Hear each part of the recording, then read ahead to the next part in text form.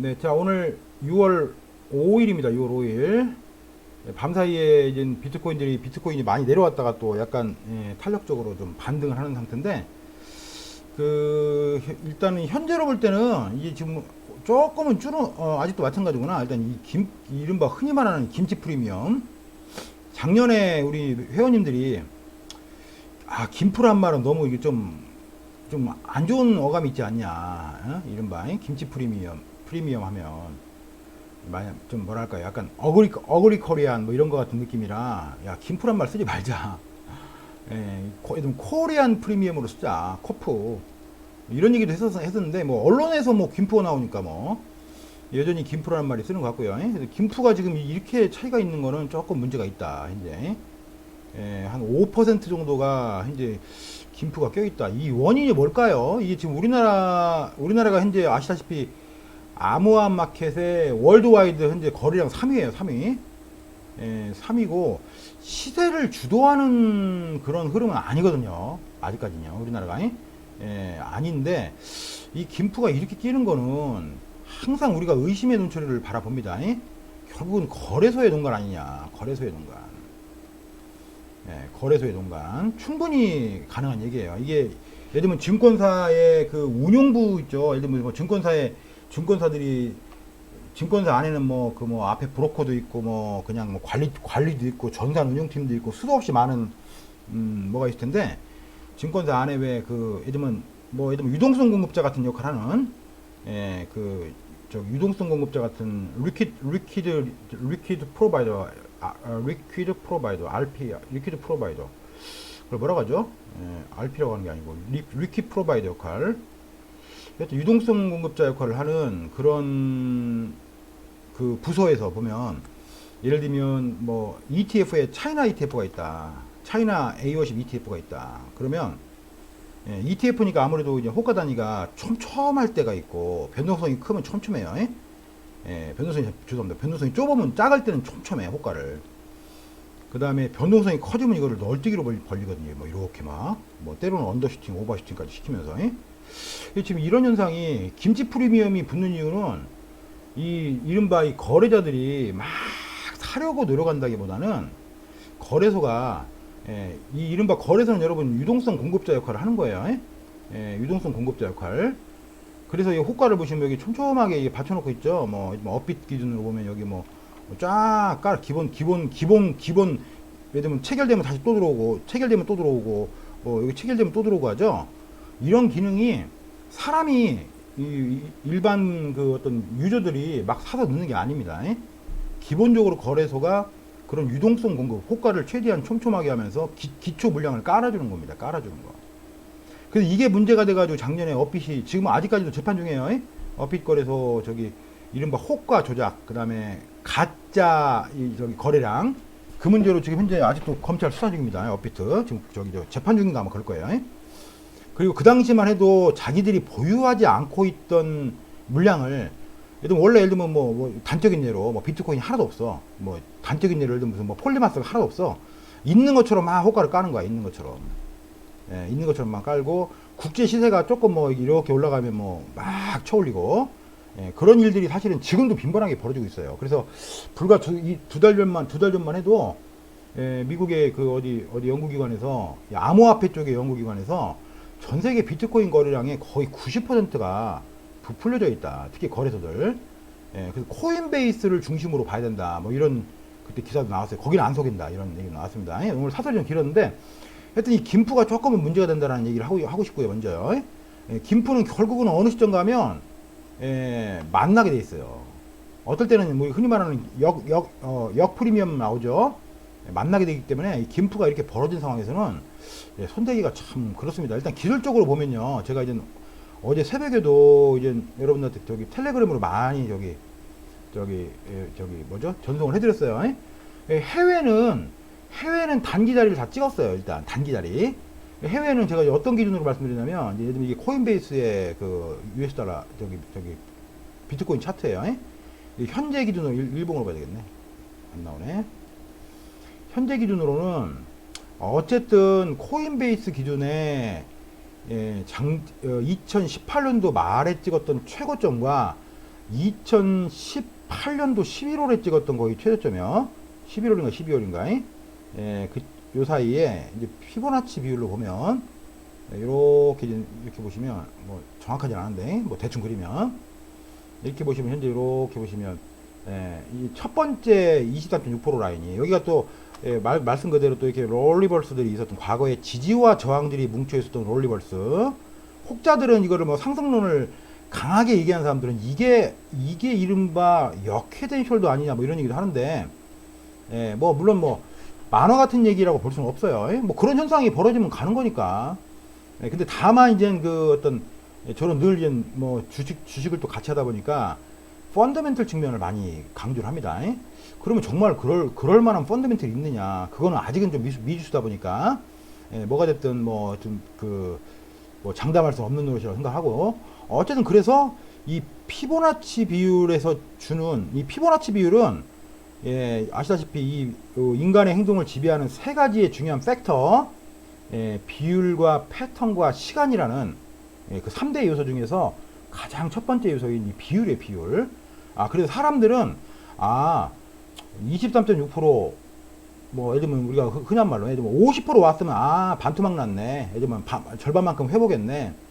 61.8%까지 올라왔으면 이거 좀 있으면 저항받겠네. 뭐 이런 우리가 판단을 하는 지표로 우리가 비율을 삼잖아요.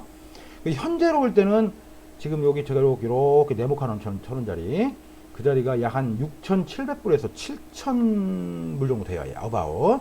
일단은 거기까지는 내려왔다 갈 가능성이 최소한 알리스트 최소한 저는 거기까지 내려왔다 갈 가능성이 높다고 보고요. 이게 전체 그림으로 볼 때도 그렇고 그 다음에 이번에 어찌됐든 바닥에서 올렸던 이 폭에 대한 되돌림 비율, 왜냐면 사람들이 싸다고 느끼야 들어가는 거거든요. 예, 이게 무조건 뭐 더 오른다는 어떤 막연한 희망이 있으면 모를까. 지금은 이제 아시다시피 이제 2017년도에 그런 광란의 장세가 다시 나오기 어렵잖아요. 쉽지 않잖아요. 예? 그래서 사람들은 얼마라도 싸게 나와야만이 이거를 다시 매수하려는 어떤 동기부여가 된다는 얘기죠. 모멘텀이 생긴다는 얘기죠. 예? 그렇게 보면 지금 말씀드렸던 이 큰 폭의 첫 번째 관문이면서 역회된 숄더의 넥라인, 첫 번째 비율상의 23.6%이면서 역회된 숄더로 추정되는 넥라인이면서 2018년도 내내 저항과 지지 역할을 했던 이 롤리버스 라인, 결국 이 영역은 안 들어올래야 안 들어올 수가 없다는 거죠, 안으로. 예, 그리고 또 사람들은 하다못해 신상품이 있더라도 신상품이 있더라도 그래도 뭐 한 40% 세일하면 그래도 좀 싸네. 안 샀던 사람들도 조금 싸다라는 그런 약간의 심리적 그 저항이 좀 덜하단 말이에요. 예, 그렇게 딱 보시면 키 프라이스가 얼마로 보이세요? 6,700불과 제가 말씀드린 6,700불에서 US 달러로 7,000불 사이 안에 비율까지 맥센스가 되는 자리가 현재 키 프라이스는 현재는 제가 볼 때는 6,810달러 정도가 현재는 키 프라이스지 않냐. 이렇게 판단이 되고 있어요. 제가 보는 관점에서는. 예. 그래서 어쨌든 지금 현재 그러면 그 해외 차트 기준으로는 이번에 바닥부터 올렸던 폭이 한 30% 정도 내려왔었어요. 30% 그죠? 예. 그래서 이제 23.6% 제가 이거 어제 새벽에도 텔레그램에 올려드렸던 것처럼 23.6% 라인이 뚫릴 거다. 무조건 뚫릴 거다. 그러면 이제 이게 우리나라 차트라면 딱 뚫리는 순간에 단기 매수 자리는 되는 거예요. 근데 지금 아까 방금 전에 말씀드렸듯이 이 김프가 이게 좀 상태가 안 좋아요.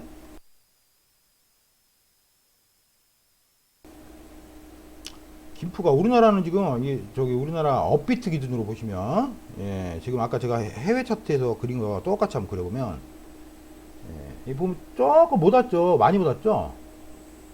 잠깐만요. 이게 뭐 저장이 안 되니까 아주 불편해요. 해외는 이렇게 해서 30%까지 내려왔단 말이에요. 이렇게 30%까지 30% 한 이만큼 내려온 거죠. 한 30%니까. 그러면 워낙에 좀 김프가 하나도 없었다면 해외 기준으로 얼마예요?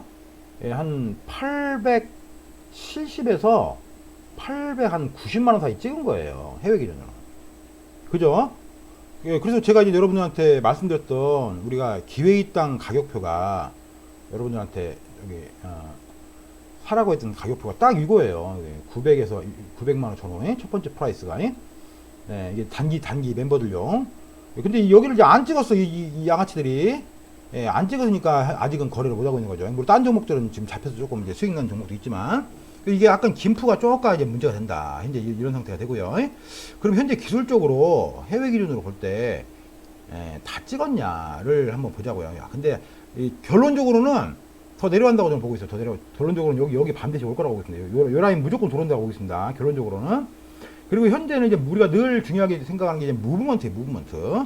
예, 무브먼트가 곧 트렌드예요, 여러분. 트렌드. 무브먼트 이꼬로 트렌드입니다. 무브먼트 이꼬로 트렌드면 일단 트렌드 라인을 한번 그려볼게요. 야, 뭐 바닥이니까 뭐 아래니까 지금 마땅히 그릴 수 있는 트렌드 라인은 현재 여기밖에 없어요. 이제 요거밖에 없습니다. 현재는. 예, 요거밖에 없어. 딱 그럼 추세선하고도 그 자리가 기술적으로 볼 때, 아까 설명드렸던 바로 그 자리, 그 자리가 딱 추세선하고도 맞물리고 비율도 딱 맞고.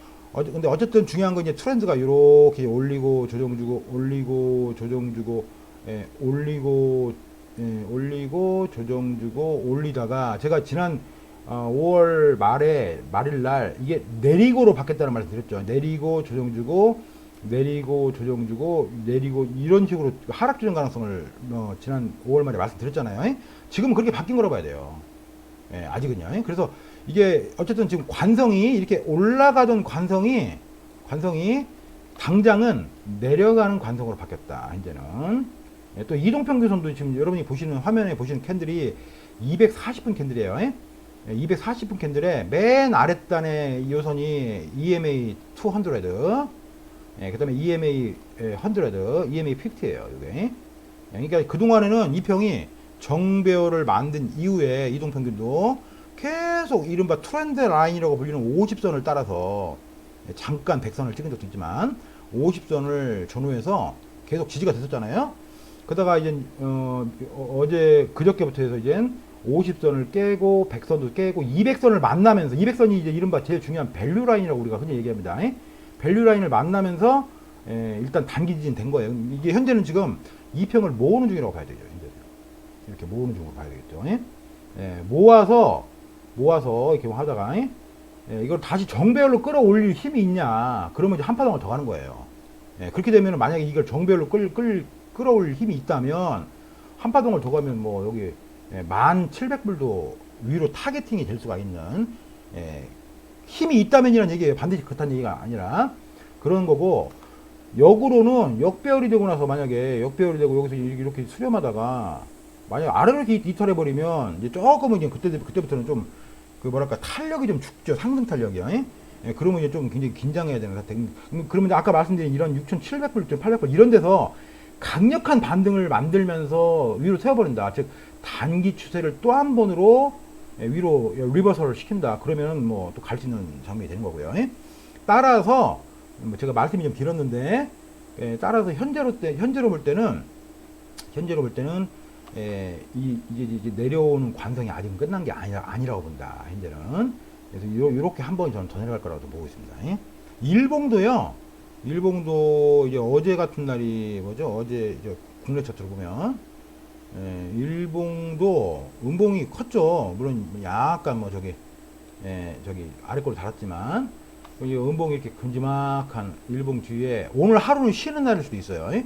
오늘 하루가 쉬는 날인데 오늘이라 하면 내일 아침 9시까지죠. 아침 8시 59분까지가 이 일봉이 살아있는 날이죠. 그 다음날 이게 요 모양 요꼴로 끝나면 이게 상승 장악형 캔들로 바뀌는 게 아니니까 내일쯤 되면 음봉 팍 떨어질 수 있죠. 아래로. 그래서 지금 약간의 이 작은 양봉에 대해서 흥분할 이유가 없다라고 저는 그렇게 생각하고 있습니다. 그래서 결론적으로 따라서 마무리 할게요. 비트코인 너무 오래 얘기했으니까 따라서 김프를 그냥 뭐 차치하고서 그러면 현재 이 장면에서 한 파동 더 내려오면 얼마냐? 그럼 우리는 늘 얘기하잖아요. 이러한 관성들이 모여서 약간 여러분 보셔봐요. 파동이 우리가 1, 2, 3, 4, 5 카운팅을 해보면 한 놈의 두시기에 석삼에 너구리에 오징어일 가능성 어떻게 생각하세요? 흔한 말로 현재는 아직은 그런 가능성이 있지 않냐, 높지 않냐. 물론 얘가 ABC 커렉션이어서 이렇게 또 한 번에 이중 조정을 거친다. 뭐 그러면은 또 얘기가 달라지는데 글쎄요. 해외 흐름 봐서는 쉽지는 않을 것 같고요. 이런 경우 통상적으로는 그러면 이제 넘버 3에 넘버 3 제가 지금 넘버 1, 넘버 2, 넘버 3, 넘버 4라고 본다면 요게 넘버 4라고 본다면 보통 마지막 5는 넘버 3 크기의 확장가 127%예요. 127에서 138. 그럼 얘가 지금 입력이 안 돼 있으니까 그러면 입력을 좀 시켜가지고 그렇게 보면 얘가 여기서 만약에 한 파동을 더 뺀다. 흔한 말로. 그래서 요렇게 한 파동을 더 뭐 내일쯤에 뭐 이렇게 뺀다. 그러면 현재로 볼 때는 여기 807 원화 기준으로 870에서 약 890. 딱 이 자리가 아까 제가 장 초반에 설명드렸던 이 US 달러를 기준으로 볼 때 그 나온 차트 있죠. US 달러 기준으로 아까 제가 870, 890 말씀드렸죠. 딱 그 자리라는 거예요. 딱 그 자리. 김프 때문에 이게 그래서 일단은 여러분들은 가급적이면 서두를 이유가 없습니다. 여러분 투자를 서둘러 가지고 뭐 좋은 일이 생긴 적이 없어요. 투자는 저도 투자하면서 많은 실패도 하고 많은 성공도 해봤지만 투자 서둘러 가지고 좋은 일이 있는 적이 없습니다. 자, 결국은 요 자리란 얘기죠. 그래서 이렇게 딱 제가 원화 기준으로 이렇게 해서 이걸 캡처해서 여러분들 텔레그램 방에 지금 바로 올려드리겠습니다. 비트코인 그래서 이 자리를 기다려라 라는 말씀을 다시 한번 드립니다.